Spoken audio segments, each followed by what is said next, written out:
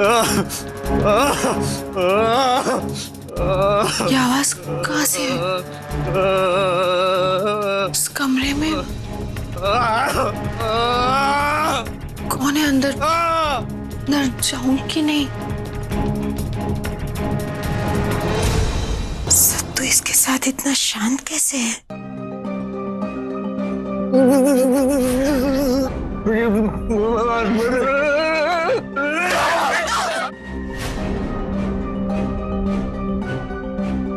उस दिन जब रोली की पुरानी फोटो देखकर सत्तू की तबीयत बिगड़ी थी तो सबको यही लगा था कि उसकी वजह ये, लेकिन ऐसा होता तो इसे देखकर सत्तू आज भी घबराता, पर ये तो एकदम शांत है।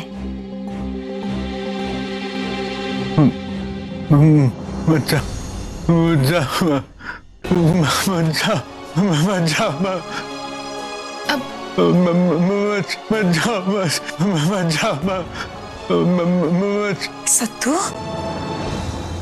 बेटा,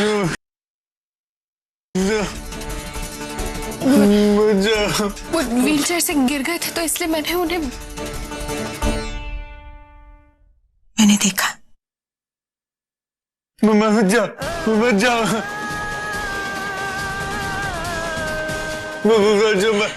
सत्तू जाने दे श्रुति को बेटा। हाथ छोड़ दे श्रुति का बेटा। श्रुति कहीं नहीं जा रही, यही है। छोड़ दे बेटा।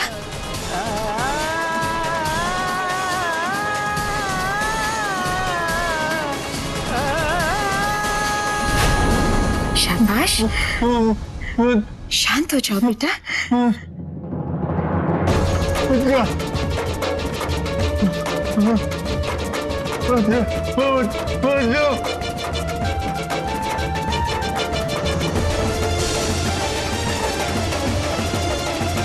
शांत हो जाओ बेटा, बस। हितेश बेटा, अब तो हद हो गई। सरला 1 हफ्ते से बीमार है, हॉस्पिटल में है, और तुम लोगों ने हमें बताया तक नहीं। माता जी क्यों गुस्सा कर रहे हैं हितेश भाई साहब? लाइए फोन मुझे, मैं बात करता हूँ। भाई साहब नमस्ते। हाँ, आप तो समझ ही गए होंगे कि माता जी कुछ नाराज हैं आपसे। नहीं, आप फिक्र मत कीजिए, मैं उन्हें समझा दूंगा। बस भाई साहब आप बुआ जी का पूरा ध्यान रखिएगा, ठीक है भाई साहब? नमस्ते। राजेंद्र बेटा जी, सरला की बात सुनकर मेरा दिल इतना बेचैन हो रहा है, दिल कर रहा है अभी जाकर मिलाऊं, लेकिन घर में इतनी परेशानी चल रही है, छोड़कर जाओ भी तो कैसे? आप चिंता मत कीजिए, कि मेरा फोन अपने पास रख लीजिए। आपका जब भी बुआ जी से बात करने का मन हो कर लीजिएगा। धन्यवाद बेटा। मैं जरा जाके आता हूं। शुक्र है माता रानी का कि बुआ जी बिल्कुल ठीक है, और माता जी को फोन देकर तो पापा ने हमारी आधी मुश्किल हल कर दी। माता जी, आज रात के खाने में क्या क्या बनेगा? अपनी पसंद का कुछ भी बना लो। कहने का मतलब यह है कि सरला की बीमारी की बात सुनकर मन बहुत विचलित हो गया है।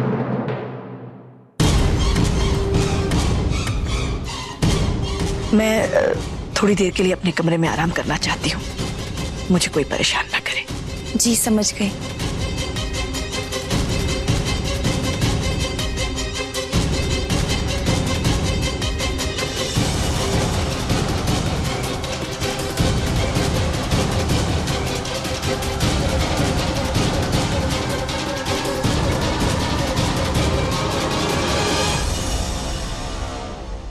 कहाँ जा रही है दीदी? मैं वो अंजलि के पास। अंजलि के पास?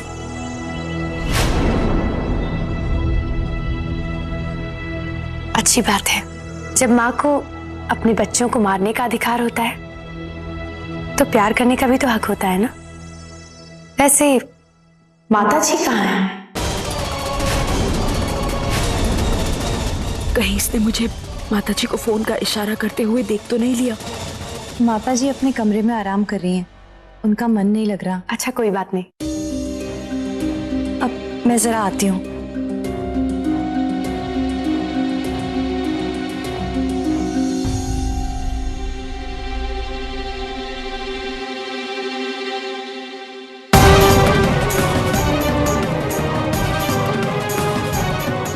से सतर्क रहना होगा।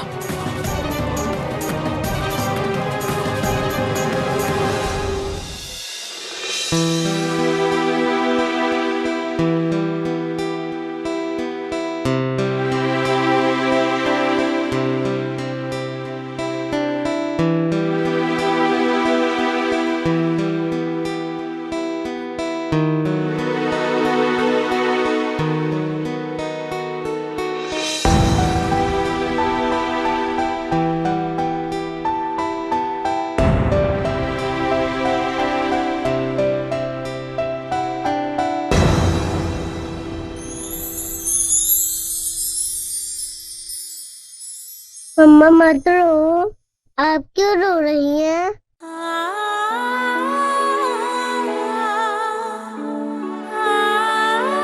सॉरी बेटा, मम्मा को माफ कर देना।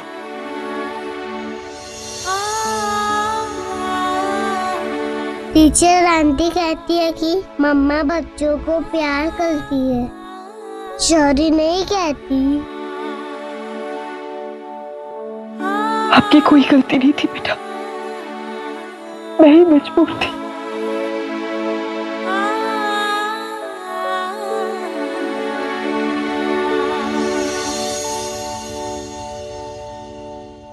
जाओ बेटा, पापा के पास जाओ।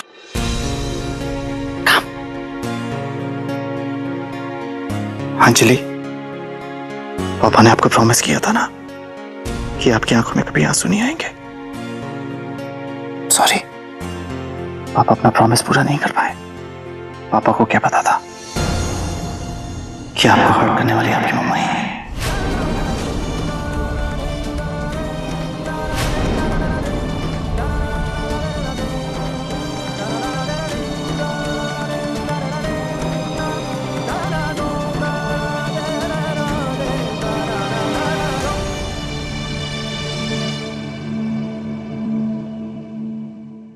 माफ कर दीजिए प्रेम जी।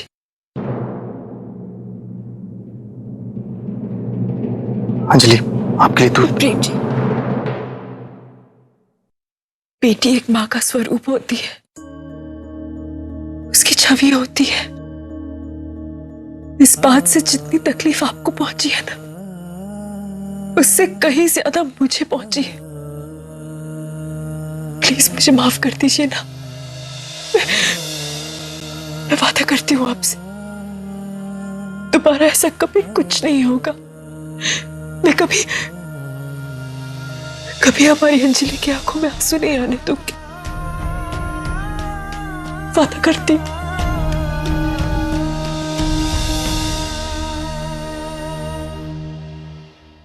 अंजलि ने काफी देर से कुछ खाया नहीं है, उसे दूध पिला दीजिए।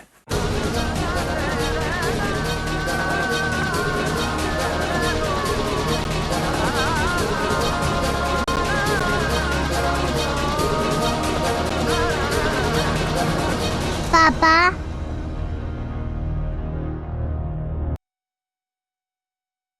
पापा, मम्मा से गलती मत कीजिए, मुझे अच्छा नहीं लगता।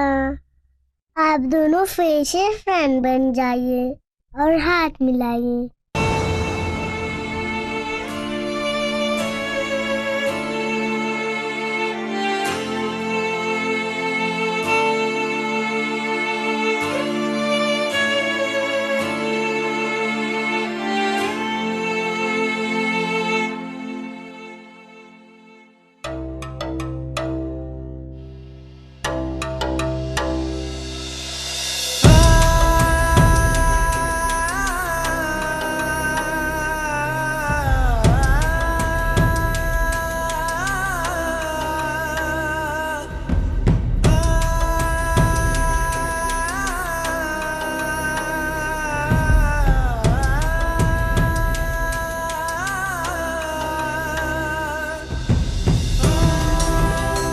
अब चलो गले मिलो।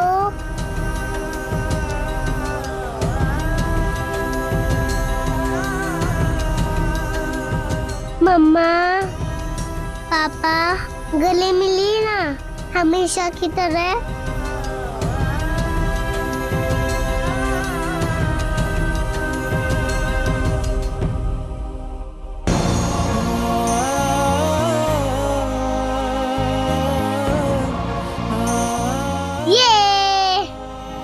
पापा की फिर से दोस्ती हो गई।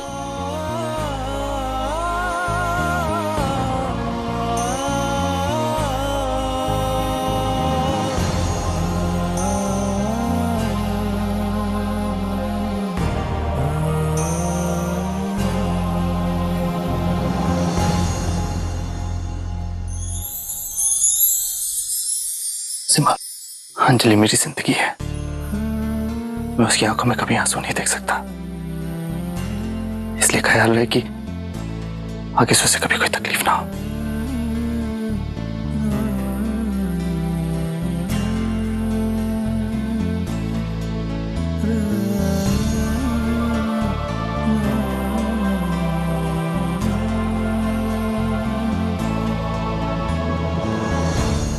चलो, अब अंजलि दूध पिएगी। लो।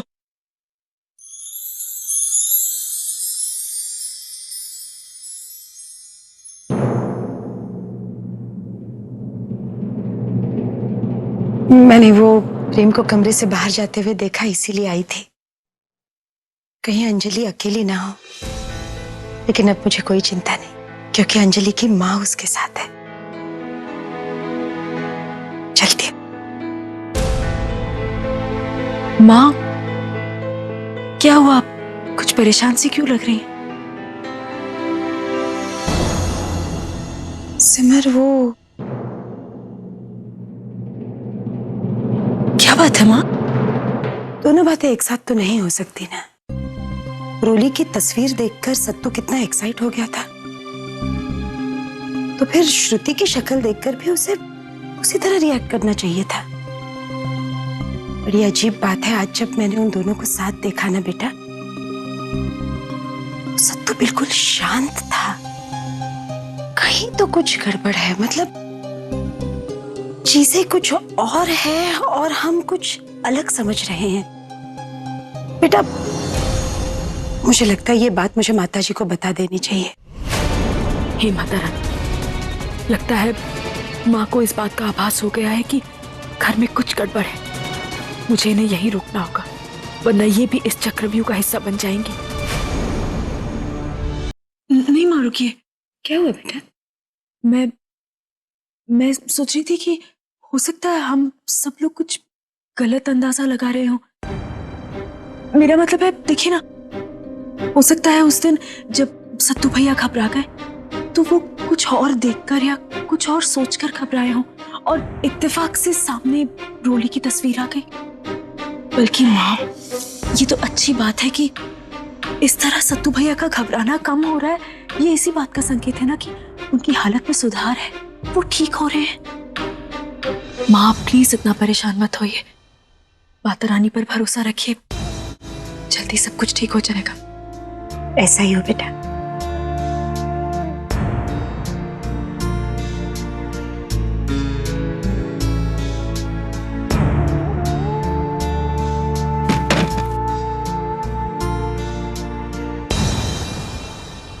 आज रात में सबके खाने में बेहोशी की दवा मिला दूंगी। उसके बाद आप दोनों श्रुति को लेकर यहाँ से बहुत दूर चले जाना। उसके बाद क्या करना है ये मैं आपको फोन पर बताऊंगी।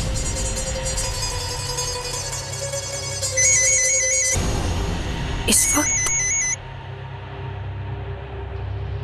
हेलो, मैं वैष्णवी बोल रही हूँ।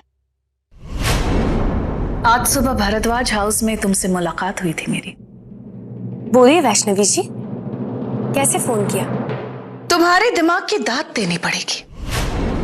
भारद्वाज परिवार के साथ जो खेल खेल रही हो तुम, कमाल। लेकिन तुम्हारा ये खेल मेरी समझ में आ गया है। अगर अपनी भलाई चाहती हो तो ठीक 11 बजे मुझसे आकर मिलो।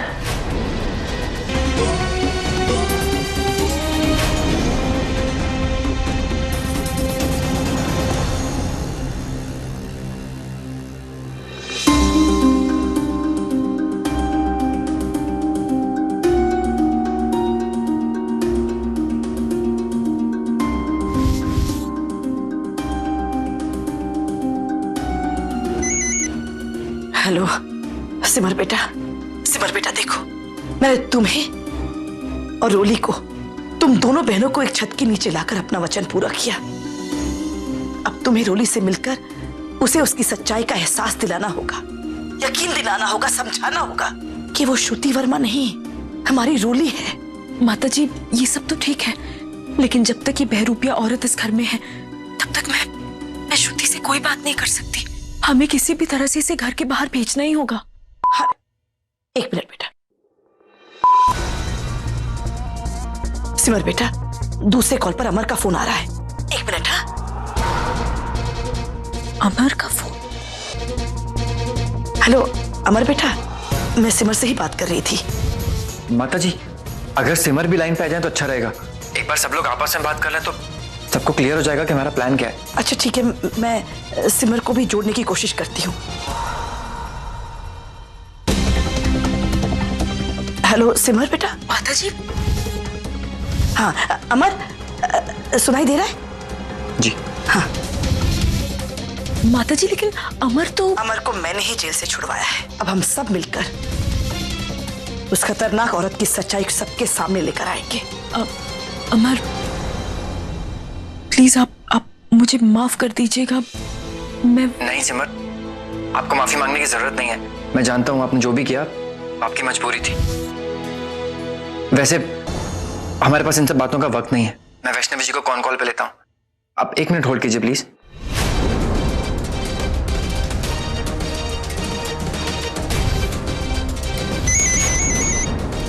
हेलो। हाँ, वैष्णवी जी भी लाइन पे हैं। सिमर बेटा, वैष्णवी जी, अमर, मैं, तुम, हम चारों अब इस प्लान का हिस्सा हैं। जी ठीक है माता जी। तो मैं आपको कह रही थी कि इस बहरूपिया औरत के घर पे रहते हुए मैं श्रुति, मेरा मतलब है कि हमारी रोली से कोई बात नहीं कर सकती। उससे बात करने के लिए मुझे अकेले वक्त चाहिए। इस बहरूपिया औरत को इस घर से बाहर जाने की जरूरत है। सिमर आप उसकी चिंता मत कीजिए। वैष्णवी जी और मैंने मिलके उसके लिए एक जाल बिछाया है जिसके लिए उसे घर से बाहर निकलना पड़ेगा। बस तभी आप श्रुति से बात कर लीजिएगा। जाल? कैसा जाल? मैंने उससे उसके राज की धमकी देकर आज रात ठीक 11 बजे काली बाड़ी पे मुझसे मिलने बुलाया है। अगर उसने मुझे नुकसान पहुंचाने की कोशिश की तो मेरी सुरक्षा के लिए अमर वही रहेगा। ये क्या किया आप लोगों ने? क्यों? क्या हुआ? ये माता रानी, वैष्णवी जी, अरे वो वैष्णवी जी को जान से मार देगी।